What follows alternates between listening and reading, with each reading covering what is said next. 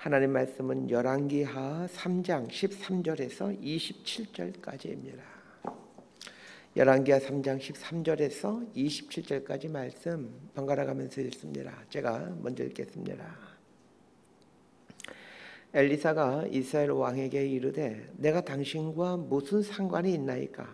당신의 부친의 선지자들과 당신의 모친의 선지자들에게로 가소서 하니 이스라엘 왕이 그에게 이르되 그렇지 아니하니이다. 여호와께서 이 세 왕을 불러 모아 모압의 손에 넘기려 하시나이다 하니라.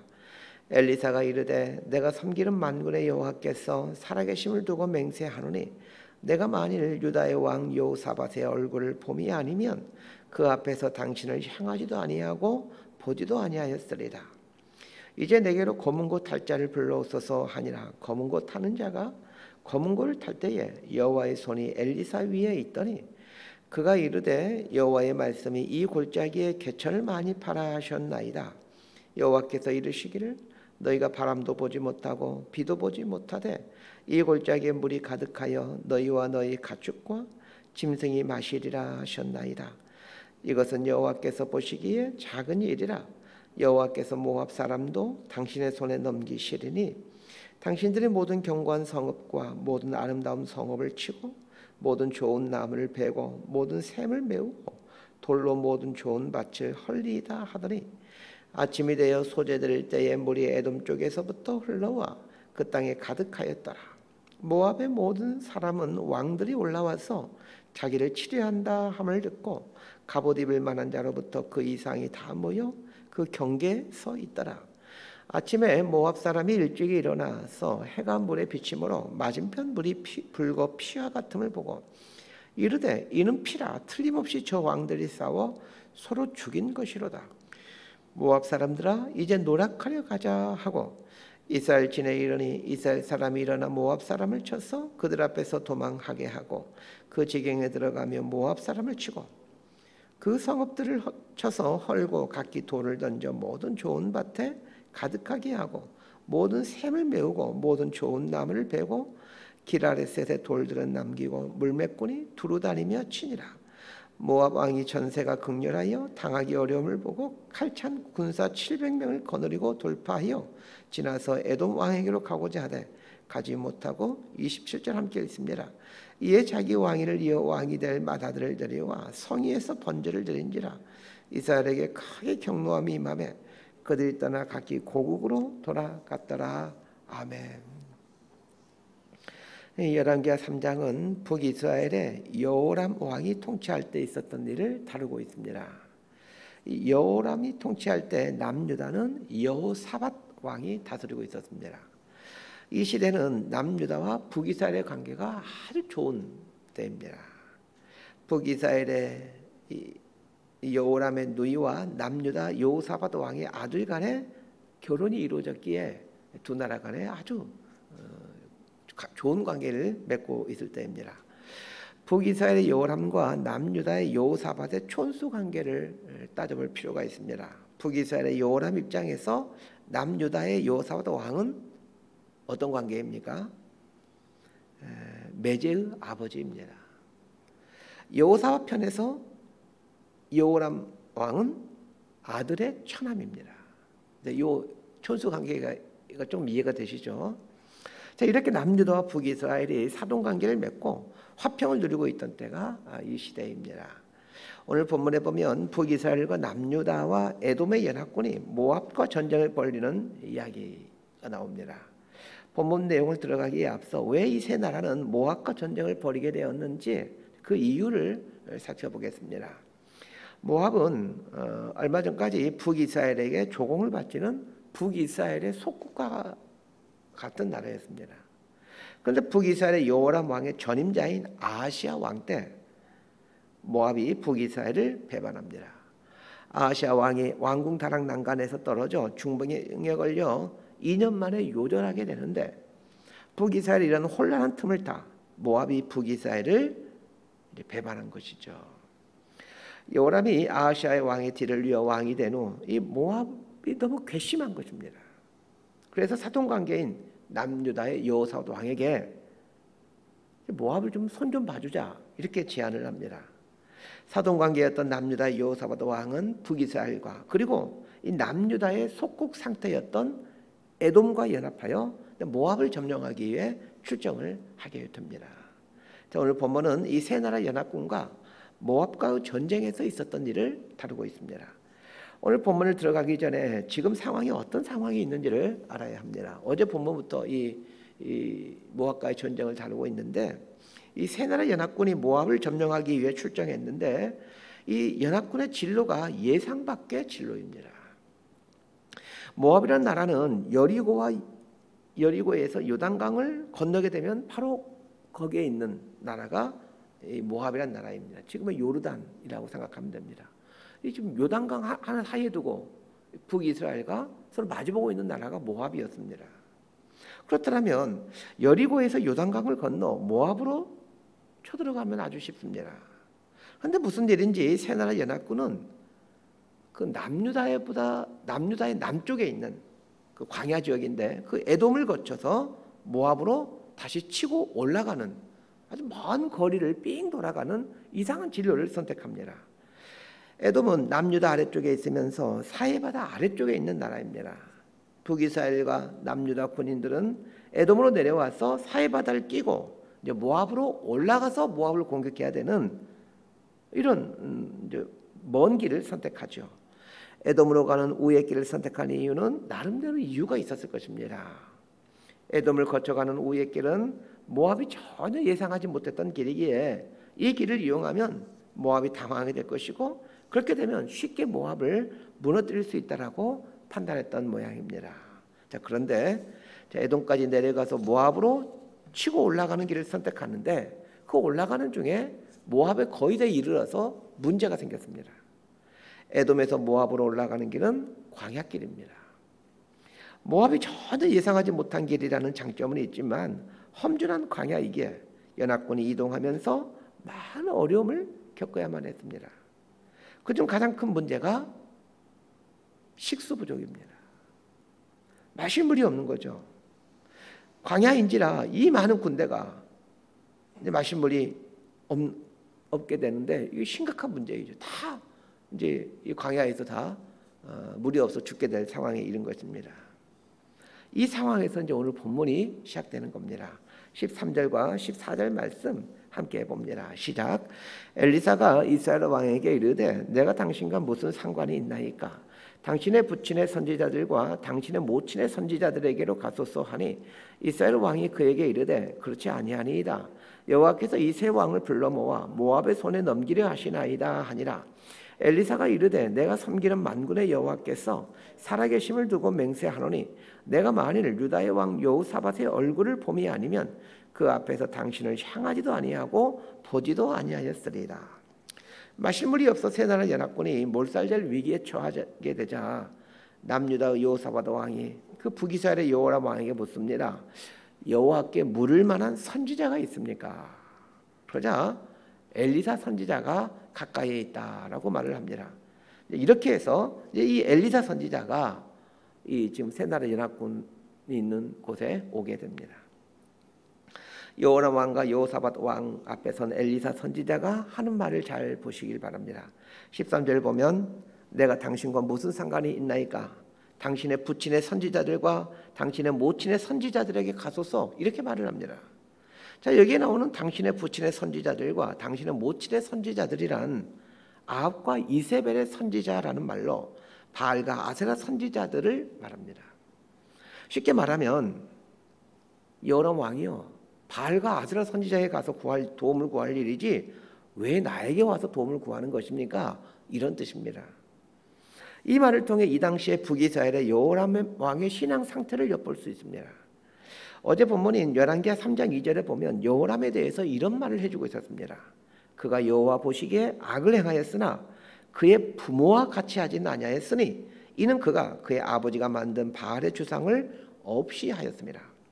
자, 여호람은 왕이 되면서 자신의 아버지 아합 왕이죠. 아합 왕이 섬겼던 바알의 주상을 없애는 종교 개혁을 단행합니다. 아합이 만들었던 바알의 주상을 없애는 일을 했다라면 여호람은 바알을 섬기지 않고 바알을 섬기지 않았을 것 같은데 오늘 본문에 나오는 엘리사 선지자의 말을 보면 요람이 여전히 바알과 아세라 신을 섬기고 있는 듯한 그런 뉘앙스의 말을 합니다. 엘리사 선지자의 말대로 요람은 왕의 자리에 오르면서 바알의 주상을 허무는 종교 개혁을 단행했지만 여전히 바알과 아세라 우상의 영향에서 벗어나지를 못했습니다. 왜냐하면 여전히 그의 어머니 이세벨이 살아 있어서 큰 영향력을 행사하고 있었기 때문입니다. 이세벨은 북이스라엘에게 바알과 이세벨 우상을 융성하게 한 장군입니다. 저쪽 이 두로와 시돈 지역의 공주였던 이세벨이 이 바알과 이세벨 신앙을 철저한 그 바알과 그 아세라 우상을 섬기는 그 신봉자였는데 이 아방에 시집 오면서 이 북이스라엘에 이제 그 바알과 아세라 우상을 심어줬던 사람이 이세벨이었던 것입니다. 요람이 나름대로 종교 개혁을 단행하면서 바알의 주상을 철폐했다고 하지만 이세벨이 살아있는 한 바알과 아세라 우상으로부터 자유로울 수는 없었습니다. 지금 엘리사 선지자가 이 부분을 꼬집고 있는 겁니다. 모압을 정벌하기 위해 군대를 출정했지만 모압과 싸워보기도 전에 물이 없어 죽게 된 상황에 처하자 그제서야 엘리사 선지자를 부르는 걸 보면서 엘리사 선지자는 바알과 아세라 선지자를 부르려지 왜 나를 부릅니까? 이러면서 꾸짖는 것입니다. 요람의 이 모습을 보면서 무언가 좀 보여지는 것이 없습니까? 우리 역시 요람과 비슷하게 살아갑니다. 일이 잘 풀고 여건이 좋아지면 하나님으로부터 멀어지는 삶을 삽니다. 흥청망청 쓰며 또 쾌락을 즐기며 살아가죠. 교회 모임보다는 세상 모임에 더 마음을 두고 살아갑니다. 그렇게 살다가 어려움에 처하게 되면 또 눈물 콧물 흘리면서 하나님 앞에 나옵니다. 이 시대의 요람이죠. 문제가 없을 때는 내 마음대로 살다가 내 하고 싶은 대로 살다가 이제 문제가 생기면 하나님 앞에 나와서 눈물 콧물 흘리죠. 아주 얌체 같은 사람들이 있지만 그럼에도 하나님은 마다하지 않습니다. 엘리사 선지자가 말로는 바알과 아세라 선지자를 부르지 왜 나를 부르느냐 이렇게 말하지만 요람의 도움 요청에 나 몰라라 하지 않습니다. 엘리사 선지자가 요람을 봐서는 하나님이 이 어려움에서 건져내주지 않을 것 같지만 남유다의 여호사밧 왕을 보고 도와준다라는 말을 합니다. 14절 하반절을 보면 내가 만일 유다의 왕 여호사밧의 얼굴을 봄이 아니면 그 앞에서 당신을 향하지도 아니하고 보지도 아니하였으리라 이렇게 말합니다. 무슨 말입니까? 내가 여호사밧 왕의 얼굴을 봐서 여기 왔지 요람 당신 봐서는 전혀 오고 싶지 않았다 이런 뜻입니다. 오늘 본문을 보면서 우리는 전혀 다른 두 유형의 사람을 보게 됩니다. 여호람과 여호사밧입니다. 여호람이 왕이 되면서 바알의 주상을 깨뜨린 것을 보면 나름대로 하나님에 대한 신앙이 있었던 것으로 보여집니다. 당연히 이스라엘 사람이라면 하나님에 대한 어떤 그 기본적인 어떤 지식과 또 하나님에 대한 마음들이 있겠죠. 그런데 하나님을 향한 신앙이 있기는 하지만 여호람은 기회주의자입니다. 하나님을 믿는다 하지만 각종 악을 행하며 살아가는 사람이었습니다. 반면에 여호사밧은 참으로 신실한 사람입니다. 역대하 17장에 보면 여호사밧 왕에 대한 하나님의 평가가 나옵니다. 하나님께서 이 여호사밧 왕에 대해서 어떻게 평가하고 있는지 제가 그 역대하 말씀을 읽어드릴 테니까 잘 들어보시기 바랍니다. 역대하 17장 3절에서 9절입니다. 여호와께서 여호사밧과 함께 하셨으니 이는 그가 그의 조상 다윗의 처음 길로 행하며 바알들에게 구하지 아니하고 오직 그의 아버지 하나님께 구하며 그의 계명을 행하고 이스라엘의 행위를 따르지 아니하였습니다. 그러므로 여호와께서 나라를 그의 손에서 견고하게 하시매 유다 무리가 여호사밧에게 예물을 드렸으므로 그가 부귀와 영광을 크게 떨쳤더라. 그가 전심으로 여호와의 길을 걸어 산당들과 아세라 목상들도 유다에서 제거하였더라. 그가 왕에 있은 지 3년에 그의 방백 베나일과 오바데와 스가랴와 느다넬과 미가야를 보내어 유다 여러 성읍에 가서 가르치게 하고 또 그들과 함께 레이 사람 스마야와 느다나와 스바다와 아사엘과 스미라목과 여호나단과 아도니아와 도비야와 도바도니아 등 레이 사람들 보내고 또 저희와 함께 제사장 엘리사마 여호람을 보내었더니 그들이 여호와의 율법책을 가지고 유다에서 가르치되 그 모든 유다 성읍들로 두루 다니며 백성들을 가르쳤더라. 여호사밧 왕에 대한 하나님의 평가를 잘 보시길 바랍니다. 여호사밧이 무슨 일을 했는지 정리해 보면, 첫 번째, 전심으로 여호와의 길을 걸으며 산당들과 아세라 목상들을 제거합니다.